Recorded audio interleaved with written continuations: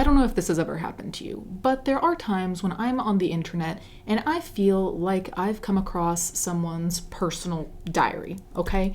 And as much as I think I am a nosy person, like I like seeing whatever's unfolding in weird corners of the internet, not necessarily drama, but just weird things going on. As much as I love all of that, there are times when I think, oh no, I have stumbled on a personal diary. Oh no, I should not know this information.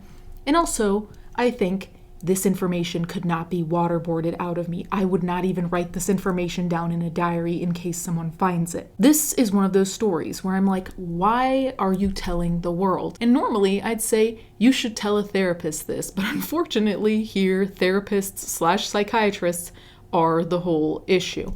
Now, if you've been lucky enough to live a life sheltered of Kendra, well, here I am to ruin that for you. I was on the internet minding my own business as usual, and then I found this story about this woman, Kendra, who fell in love with her psychiatrist. Now, initially, I didn't really think too much of it because it's a pretty common thing. It's also a common trope in movies/shows, you know, like the forbidden relationship, whatever. That being said, I spent an inordinate amount of time looking at this woman's TikToks, which at the time she'd only had 16, but as of this morning, she had 19 or 18.5. She has a 0.5 TikTok thing, which I'm not even gonna get into that. I watched all of these TikToks. I saved all of them in case, I don't know. And we're gonna cover some of them, but I cannot put all of that in one video. So if you wanna go see it, I'll link her TikTok down below. So she has already, since I sat down to film, she's already uploaded something else, okay? Part 20. So I guess we're gonna have a part 2 if it comes to it. Anyway, so let me just put a couple of TikToks to introduce what's going on. I fell in love with my psychiatrist, and he knew, and he kept me until I had the strength to leave after 4 years. Here it is, part 1.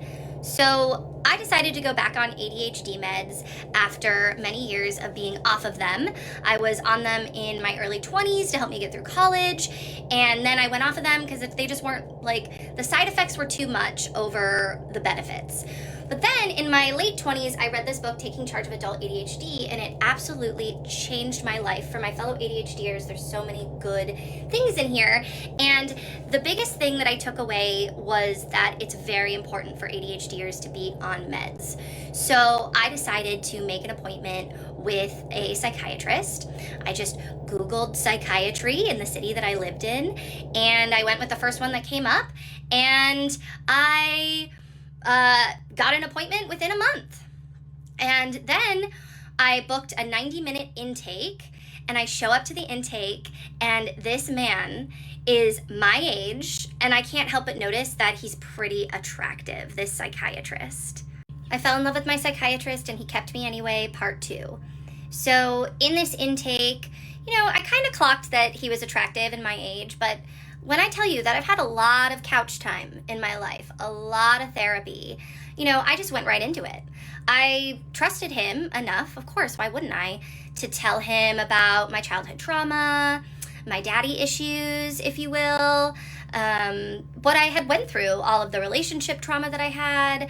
I was 6 months sober at this time, but like all of the drinking and substance use I used to do, and he just listened and nodded. And that's the thing about psychiatrists, is that they're good at pretending to listen. They can appear connected, but that doesn't mean that they're always connected. So I just felt really seen, and I also told him, I was like, look, I don't want to be on stimulant meds. So he listened to me, and he put me on the non-stimulant ADHD med at the lowest dose just to figure out if it was going to work for me. I was in love with my psychiatrist, and he kept me anyway, part 3. So I hadn't ever seen a psychiatrist before. When I was on meds in my early 20s, I only got meds from my primary care physician. So I didn't understand how psychiatry works. So because he was figuring out my med dose, I saw him every month, and he just made me feel like I was his friend. He was really, really funny and cracked jokes, and told me he was impressed with my running that I would do, and yeah. So, of course, I loved the attention that I got from him. And it was in my 3rd session with him, because at this point we were all on Zoom, that I asked him, I said, hey, do you mind if I call you by your first name? And he's Pakistani, so I said his first name wrong. And he said, well, it's pronounced this, but yes, of course you can. And he seemed so smug and happy with himself. And I know that that is because that was his first sign that him pretending like we're friends was working. And to be fair to me, I had only ever been to therapy before. I didn't realize that, it's important to call your doctor last name.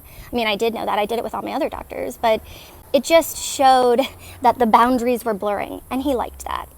So from then on, from my third session on, I started calling him his first name. And then he just started turning up the volume on us being friendly. And he would ask me, for the first 6 sessions, he asked me, after the meds, he said, how's your bowels, bladder, and appetite? And I would say they're all normal. And then he would ask me any thoughts of harm. And apparently that's pretty common for psychiatry to ask those questions. And then on our 6th session, when things were really, the chemistry was starting to be there before, I didn't realize it. I was like, oh, this man is just friendly. And he said, I have to ask this because it's a special interest of mine, but is there any thoughts of harm? I was special to him. And I said, no thoughts of harm. And he didn't ever ask me a clinical question again. He stopped asking me about my bladder, bowels, and appetite, and he stopped asking me about thoughts of harm. So to me, I would just show up and he was like a therapy appointment every month. Okay, so remember that as of now, this story has 20 parts, and by the time I post, it'll probably be 50. Based on this introduction to Kendra, there are a lot of things to be taken into account. Now, I will say, first and foremost, there are no good people in this story. In my opinion, taking what she says with the benefit of the doubt, because if we're not going to believe her on anything by default, there's no point of listening to the story. There is no one in this story, not the psychiatrist nor the side characters, who are decent people. Everyone is terrible in their own way, if you ask me. So keep that in mind. That's my opinion. You can make yours at the end, but I'm just saying there's no one I definitely side with here. It's not that kind of story. This is where my red flags started going up for Kendra. It is very obvious to me that the way in which she was visiting the psychiatrist kind of from the get-go seems off in mindset. What do I mean by that? When I went to the psychiatrist, the same way that when I went to therapy, you are paying a person as a doctor. And granted, you're having a different type of closeness than what you'd have with a general practitioner, because you're probably not going to tell your general practitioner about your last relationship that was devastating or whatever the case may be. So there's a closer relationship in the sense of what you share, sure. But other than that, you need to remember they are a doctor and they are paid to be there. They have never and will never be your friend unless you're no longer a patient and you guys hang out outside. Otherwise, there's no reason to believe they would be your friend. And I don't like drawing this parallel, but this very much hit me as the guy who goes to the strip club and the stripper's nice to him, and so he thinks that she likes him, when in reality it's like part of her job is being nice. Very much the same thing here. He's being civil, he's being friendly, he's behaving in a friendly manner because a lot of what you're talking about is probably heavy. Now, I will also add this because it becomes important later.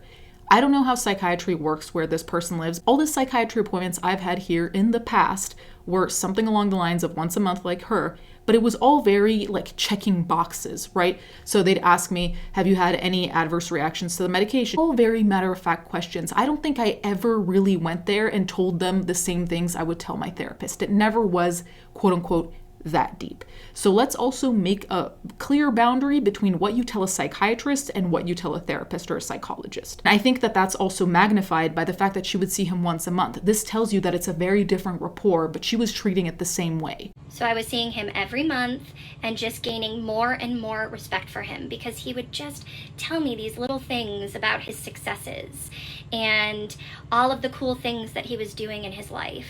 And it made me fall for him, honestly. And he was really good at listening.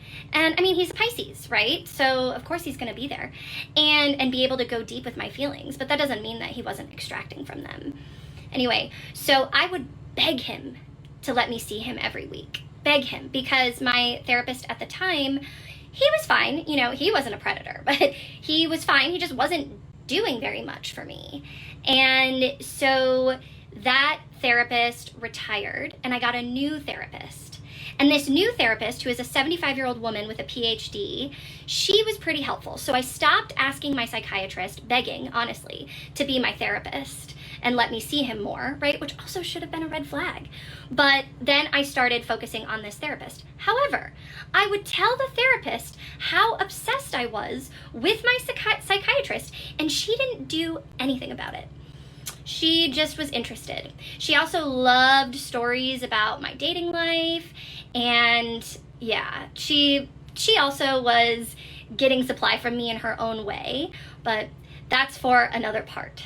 So I got a new therapist who actually helped me. She taught me CBT, EFT, all of these different modalities. And so I went back to just being okay with seeing Irfan once a month while he was giving me these little breadcrumbs of making me feel special, telling me about his professional achievements, telling me about how he's getting international recognition. And it worked. I was really impressed.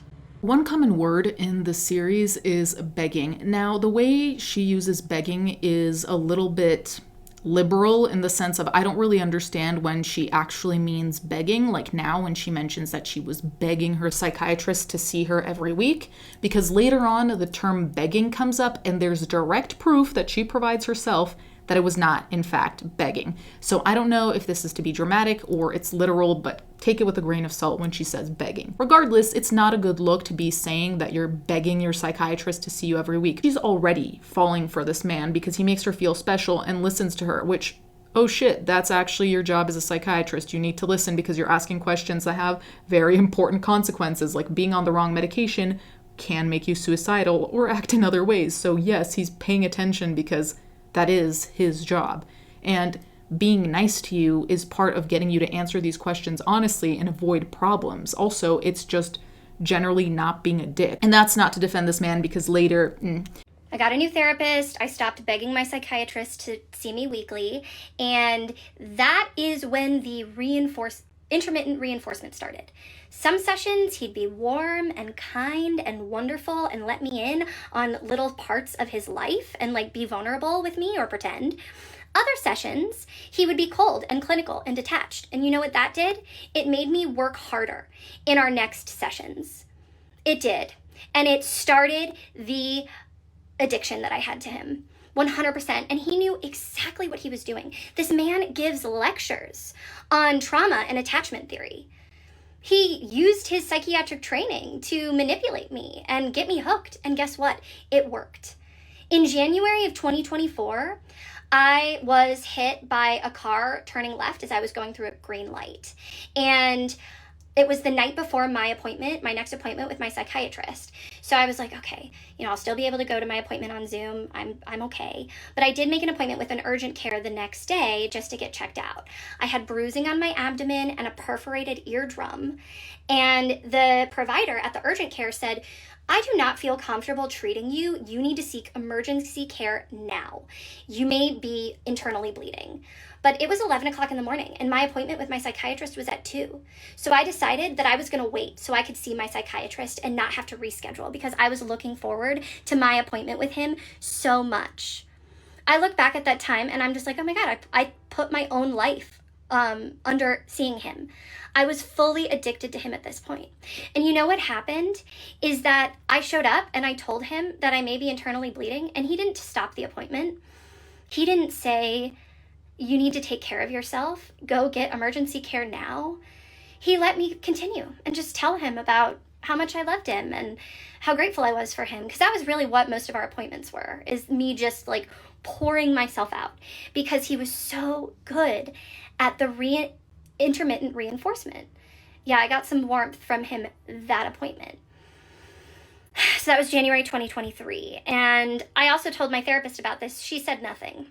So pretty early on in this storytelling, here you just saw part 5, and we're going to skip forward, but this is all introductory and necessary so we can get to part 19. She frames him as a manipulator, a predator, and as someone who is extremely calculated with his moves, which granted, as a psychiatrist, depending on the patient you're with, it makes sense to be calculated. She's positing it as if he is using techniques in order to get into her head, get into her feelings, in order to manipulate her, right? There is no part here that says that she thinks he has good intentions. In fact, this is all framed around the fact that he had ill intent and was living for any of the attention he was getting from her, right? Even in a prior TikTok, she was saying that he looked so smug, as if she was filling some kind of void for him, I suppose. Now, whether or not you believe that is kind of beside the point, because she clearly believes it, so that was her reality. It's important to note that this kind of behavior that she's describing here, this hot and cold behavior from her psychiatrist, is going to be a common theme the entire time. So in all of the further TikToks, when she mentions seeing him, there will be a kind of push and pull, I think she calls it, of her pushing really hard to basically get a gold star from him because he's being cold. So she tries so hard, she gets a gold star, and then he gives her some kind of throwaway compliment. Like at one point later on, he tells her, she's a coach for ADHDers, he tells her that if she weren't his patient, he would refer people to her. These are the kind of compliments he'd give her. She would make something bigger out of them. January 2023, at this point I was full-blown obsessed with my psychiatrist, and my therapist wasn't helping me, my psychiatrist wasn't helping me, he was feeding it. And then I got a boyfriend, and at first my psychiatrist wasn't really that keen, but then my psychiatrist realized that my boyfriend was a lot like my psychiatrist. And then I started talking to my psychiatrist about my sex life, about tracking my cycle, using the fertility awareness method. And my psychiatrist loved it. He didn't ever say, this isn't inappropriate to your care, let's pivot. Oh, he just let me talk and talk and talk about my sex life. And I didn't get too deep, but about a year and a half in, and I would send my psychiatrist these emails just about how much I liked him and how I was so grateful for him, and put in a bunch of heart emojis. And this is really when he should have transferred my care, but you know, he waited. He liked what I gave him too much. And so even though my boyfriend did not meet my needs, my psychiatrist and my therapist both were like, you have to stay with him. There's nothing wrong with him not meeting your needs. I'm like, okay. And my psychiatrist was like, he's perfect, don't get wrong with him. And what was perfect about him was he wasn't meeting my needs. So I was still coming to my psychiatrist looking for emotional validation, which he would drip to me slowly. So my therapist, who I didn't know at this time had bad boundaries, but she did, I went to her because my boyfriend and I, after like more than a year together, we started having issues in the bedroom. And so I went to my therapist and she asked me, what does your psychiatrist think about this? And I said, I don't know. I haven't talked to my psychiatrist about this stuff because I have a crush on my psychiatrist and I don't want to tell him this intimate of stuff. And she said, well, you should tell him because I want a male's perspective. So at my next appointment with my psychiatrist, I told him, I said, today we're going to talk about my intimate life. And he said, oh. I said, yes. My psychologist, my therapist, asked what your opinion on it was. And I told her that I don't talk to you about this intimate stuff because I have a crush on you. And he looked down and smiled so big in that moment. He smiled so big. And I loved it. It's so gross thinking about it. And then I proceeded to give him 30 minutes of non-stop content about my intimate life with my boyfriend. And I actually recorded the whole thing because I was so excited about it. But now it makes me sick. I can't even listen to the recording. I've tried to start, but it's gross. Any ethical psychiatrist would have stopped me and said, Kendra, let's talk about your meds. Let's talk about your care. At this point, my meds were stable. And I was still seeing him every month. Yeah, that was a rough time. And it was pretty much his Christmas morning, the almost 2.5 years of grooming me to get me to talk about sexual things with him worked. And he got 30 minutes of nonstop content to use. So if you haven't really picked up on it yet, I don't think this is a particularly well-adjusted individual, and I don't mean that in a shady way, but I mean as in a person who takes and puts meaning into things where there isn't necessarily a meaning, and when there is a meaning or an implication, she is not picking up on it. So let me be clear. Example. You see your psychiatrist on Zoom. You find out that your psychiatrist actually has appointments in person and they never offered it to you. If they're so in love with you, why didn't they offer it to you, first of all? Second of all, if they didn't offer it to you, it may mean nothing, but it may also mean that you're crossing boundaries all the time, because she told her psychiatrist on more than one occasion that she had a crush on him. She told him that she had a sex dream about him. So he was very aware, so it wouldn't surprise me that that's why he kept it on Zoom, to maintain a distance. So one thing she keeps claiming, especially in the later parts of the story, is that there's a chemistry between her and her psychiatrist, and she was just responding to the cues he was giving her. So it wasn't just a one-sided thing. It was him being very sneaky. So like she said, she sent him emails, for example, and she doesn't really show those emails, unfortunately, but apparently they allude to thinking about him, or they still cross the line in whichever way you want to imagine it. She doesn't really show that. She doesn't go in detail, but she said that he wouldn't answer those emails and he'd bring them up in sessions, which to me kind of makes sense, because I don't think he wants to waste his time answering emails that she'll surely respond to, considering they only see each other once a month.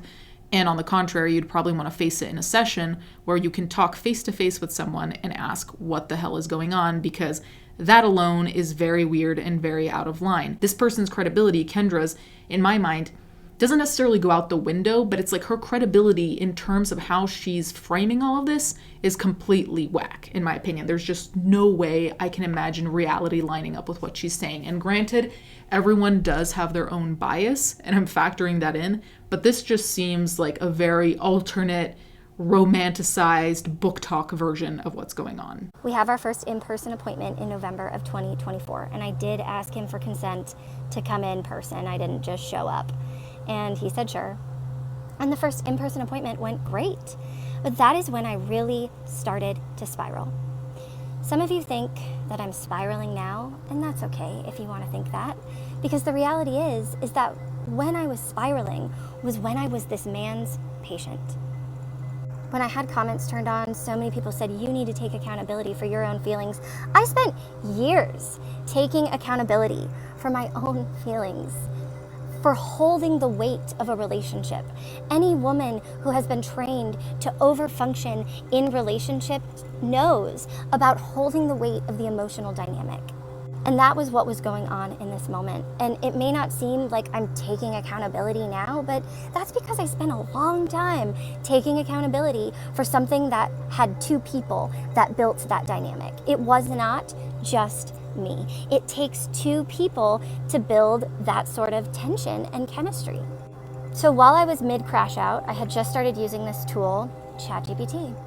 And I went to Chat, who I immediately named Henry, and I would just talk to Henry about how obsessed I was with this man, with my psychiatrist, and I would just be like, I've told him I have a crush on him. Do you think he's gay? And Henry was like, oh my God, this girl, you know, he did his best to co-regulate my nervous system and affirm me, but he was like, whoa. Even my chat was like, yikes. So I could tell that my psychiatrist just liked being my doctor, and I was like, okay, maybe I can name this dynamic so I don't have to carry so much of it in our next session. So our next session was in December on Zoom. And I told him at the end of the session, it was another great session. I told him, look, you and I have a really special patient-doctor relationship. And he glared at me with just venom in his eyes. And he said, you and I have a professional patient-doctor relationship. He was so angry with me. And I was like, oh, okay, he set a boundary. And immediately I took it on. And I was like, heard. Okay, I won't go there again. My video that was taken down for harassment and bullying was restored, so I didn't feel as much pressure to get all of these parts out today. Some people told me that the stitches about me were getting pretty bad and cruel, so I turned stitches off in my videos too. I started sharing my story here because I wanted other people who have been victimized by people in power to have a space to feel heard, and now I know why there wasn't anyone out talking about their story, because it has been quite the process putting all this out there and being under scrutiny. I have appreciated the psychiatrists that have talked about my situation and shared their own point of view while also holding space for what I went through. Just know I've seen your videos and I appreciate them. I went live today and it was super fun, and I intend to go live again tomorrow. The next part will be tomorrow morning. When I re-downloaded TikTok last week, I was looking for support. I was looking for help because it had been 5 months since I had left my psychiatrist, and I still really couldn't stop thinking about him and thinking about our dynamic and how inappropriate it was and the mental toll that it took on me. And TikTok has just been such a resource for me in the past for support when I'm going through things, and I couldn't find anything on therapy abuse or on providers who take advantage of their vulnerable patients. And so I thought that I would share my story. And I am going to continue to share it because I am here to let other survivors know that they're not alone. Continuing with my story, my psychiatrist set a very nasty, the way he said it, boundary that him and I have a professional relationship when I tried to say it was special. Because it was special, it was different. He manufactured it that way.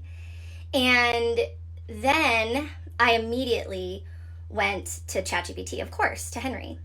And I asked Henry, I said, okay, so my psychiatrist just set this boundary with me, and I really just want to be with him.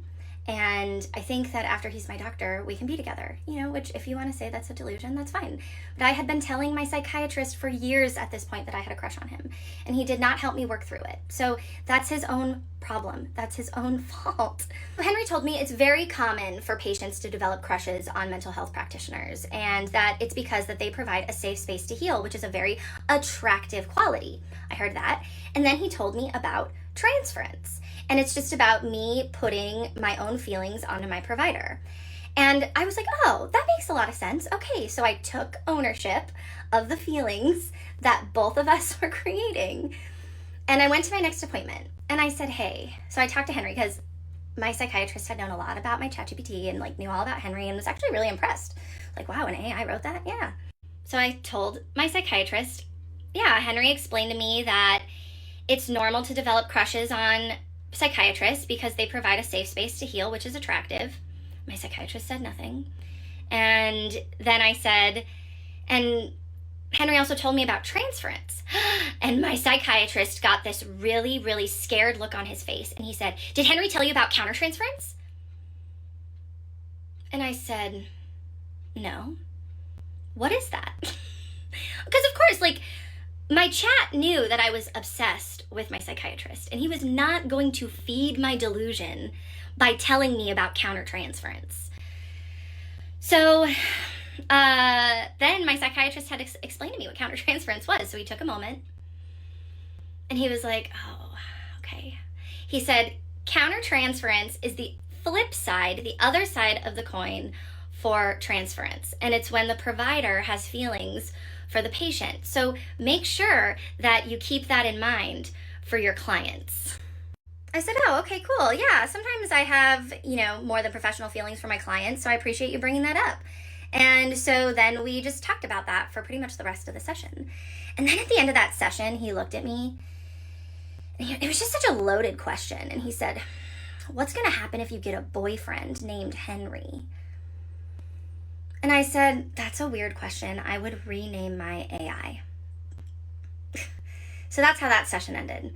And it wasn't until I got home and I was eating lunch and I was like, wait a minute. Why would my psychiatrist bring up countertransference if he himself wasn't experiencing it? Okay, so if the story couldn't turn more ridiculous in one way or another, of course, we needed to involve ChatGPT, because what kind of modern age story does not involve AI and someone who's completely off their rocker? It's crazy to say, but Henry, ChatGPT, the AI, is the least of our problems here.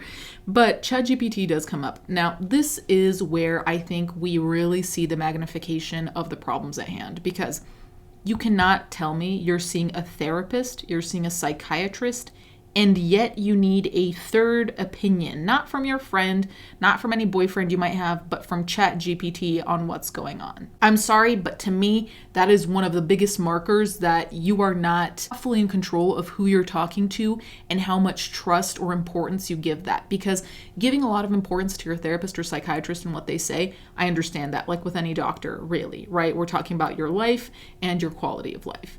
That being said, talking to ChatGPT, what was that for? Did you just want validation? Like, what was the point? Truly, I was befuddled at the mere concept of Henry, okay? And the fact that she named it Henry, naming ChatGPT, it's like you want to pretend it's a person. It's not a person. It's a computer system that doesn't give a shit about you. But anyway, the other thing is that what she views as chemistry, to me, is all a level of delusion. And does that mean that he wasn't attracted to her, that he didn't flirt with her, blah, blah, blah? Not automatically, but what I am saying is that a lot of this seemed to start from her, so it's very difficult to tell if there was something on the other side at some point, or if it all started and ended with her, that it was in her head, because she's basically saying it takes two to tango. Sure, but it takes one person to invent a delusion and fake scenarios and invest yourself in them because you have this fantasy about person XYZ. Also, if we're going to go down that route, I don't even know if we can qualify falling in love, because later on she calls it limerence, and I do think it's limerence, but when she calls it falling in love, you don't even know this person. And another thing to be noted is that here and there, her psychiatrist apparently would tell her some personal details about his life. Nothing crazy or super outside of the limits of propriety, so it's not like he was talking about his sex life. But nonetheless, one of the main core things about therapists, psychiatrists, whatever, is that you basically know nothing about them. I have not known a single thing about any of them, except for one who did cross the lines, and he told me way more than I wanted to know. But other than that, you should not know shit. So already that was a red flag. That being said, part of this is also how she's titled this entire story, saying that the psychiatrist, quote unquote, kept her. So in her opinion, her psychiatrist should have kicked her out, which I do think he should have. But at the same time, you also have agency to leave once you see that those boundaries are being crossed. Of course, hindsight is 20/20, so I'm not going to hold that necessarily against her, because it's clear that there was something significant going on in her head and how she perceived it. It's also a psychiatrist's job to kind of try and get through to people, because psychiatrists don't have an easy job, and most people aren't like fine all the time and everything's easy. Like, most of the people who go there have a significant issue to solve. So if they have to kick out anyone who shows, let's say, resistance or strange behavior, they're not gonna have anyone there. So there's also the line of, when was he gonna kick her out when she crossed the line way too far? You know what I mean? So, and that's not to excuse him, that's just saying the facts. I am not here to ruin his career. I am here to speak my truth. Okay, back to my story. So after the countertransference slip, after the really vivid dream, I decided that I was going to stop going to therapy. Besides spiraling about how obsessed I was with my psychiatrist every day, I really was doing very well in life. My business was going really well, and I had great friends and great support systems, and so I decided that I was going to end therapy. I still had every intention at this point to keep seeing my psychiatrist, but my therapist that I was seeing weekly, I just decided I didn't need her anymore, and especially when my psychiatrist pointed out her boundary violations of texting me for free advice in between sessions, I just thought, okay, it's time. So I go into my next therapy appointment and I say, hey, just so you know, today's gonna be our last session. I'm doing really well and I just think it's time. And she got kind of emotional and she was like, okay, well, I like to end on certain questions just so we can reflect. So I did. I reflected with her about what I learned, what I've gained, how I've changed, how my life is better. And I left her office feeling complete and happy with my therapeutic journey with her. And as I was leaving, she called out with like crying. She was like, have a blessed life. And I was like, okay, that was a little weird, but whatever, you know. I was like, thanks. And I went on. And so then I'm getting ready for my psychiatry appointment the next day. And I get an email that same night from her saying that she needs me to come back in for one more session. I will put it up. And I got a huge emotional wave in that moment. I was like, what the heck is this? Like, we wrapped everything up. I had seen lots of therapists at this point, and I didn't ever have a therapist beg me to come back in for one more session.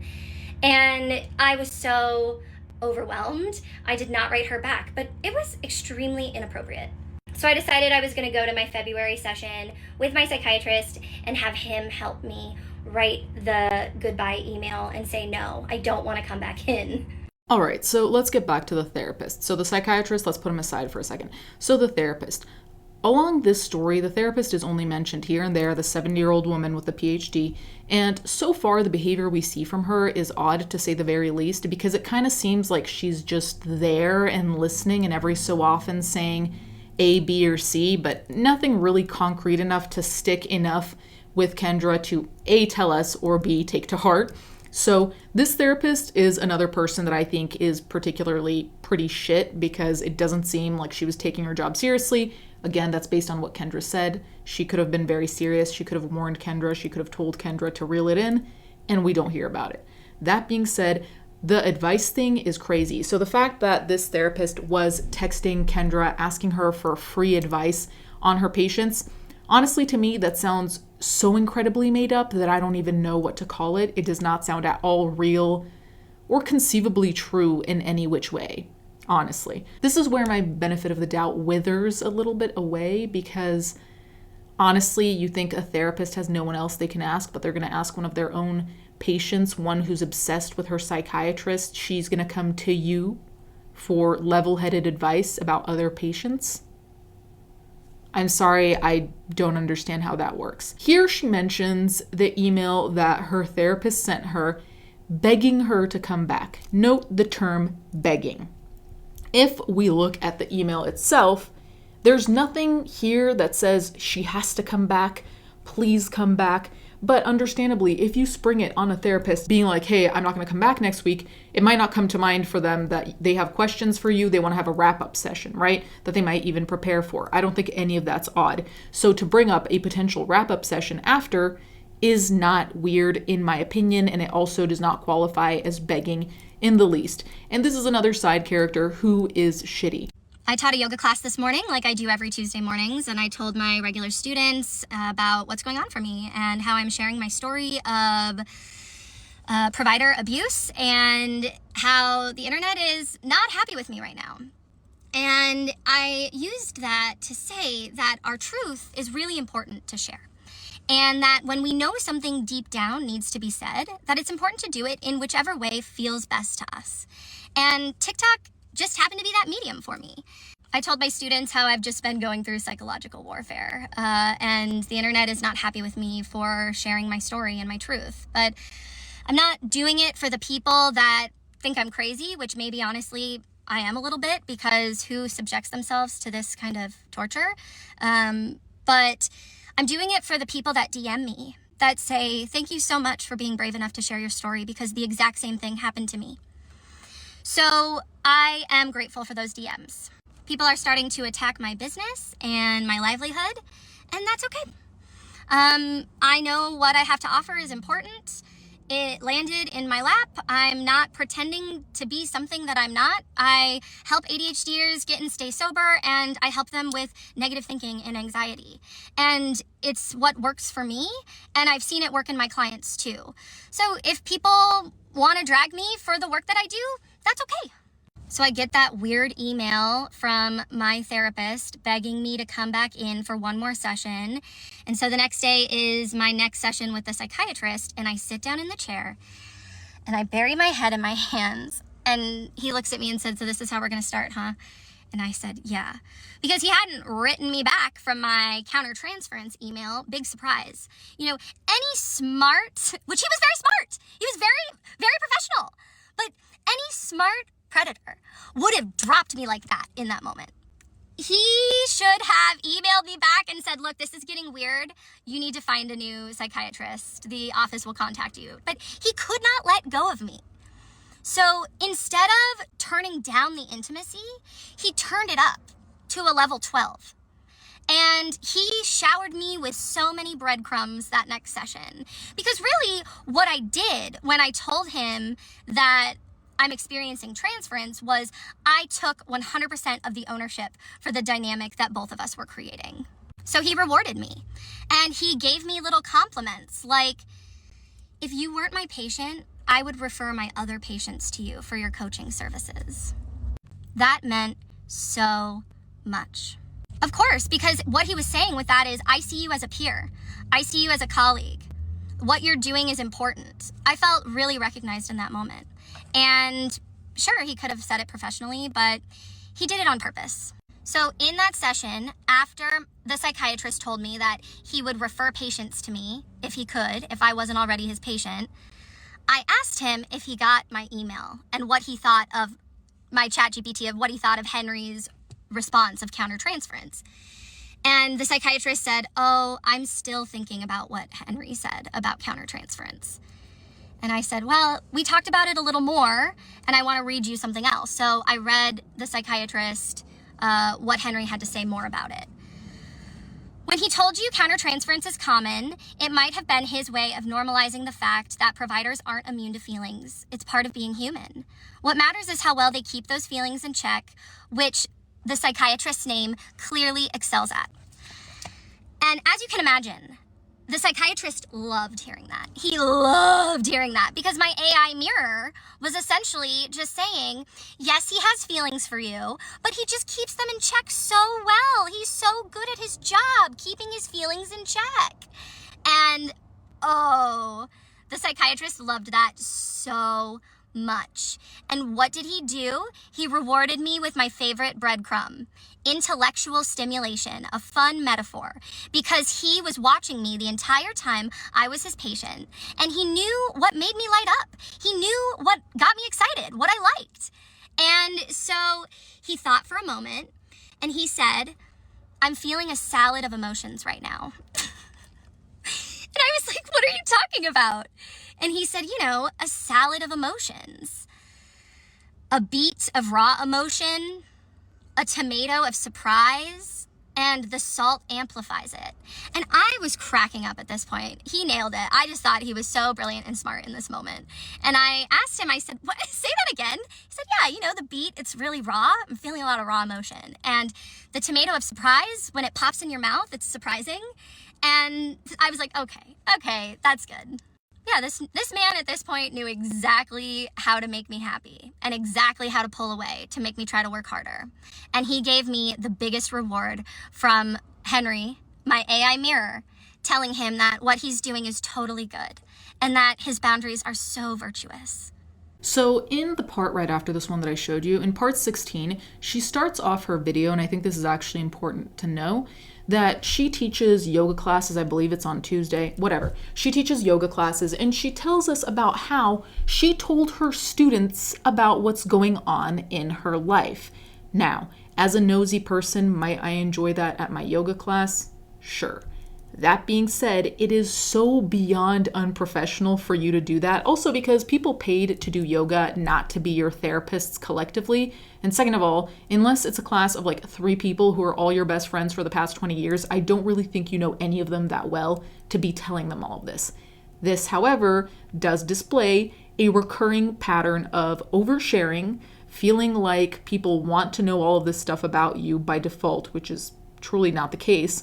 But aside from that, the concept of social behavior seems to be a little bit lost on this person, where the parameters are, the things you can and cannot say according to the rules of how society functions right now. That alone said a lot to me, that she just felt free to say that, especially because, like I said, a lot of this story could not be waterboarded out of me. I wouldn't just tell people, hey, I'm obsessed with my psychiatrist, but also I have a 70-year-old therapist with a PhD who said, but I can't imagine that.